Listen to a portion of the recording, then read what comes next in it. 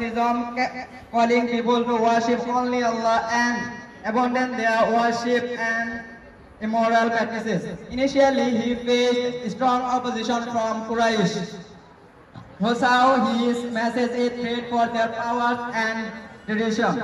Despite persecution, Muhammad has followed remained steadfast. In 622 CE, he and his followers migrated to Medina in an event known as Hijrat, which makes the beginning of Islamic calendar.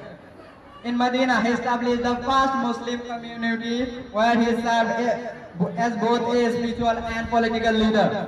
After years of conflict, he eventually returned Makkah in 630 CE with a large following. He entered the city peacefully and forgave his enemies, established the Kaaba, the central place of the worship for Muslims. Prophet Muhammad passed away in 630 CE at the age of 63, leaving behind a legacy that transformed the spiritual, social, and political landscape of the world. His life served as a model for million people of Muslims worldwide, exemplifying mercy, justice, and devotion to Allah. May Allah grant us all the ability to follow the Sunnah and of Prophet Muhammad. Thank you for listening on.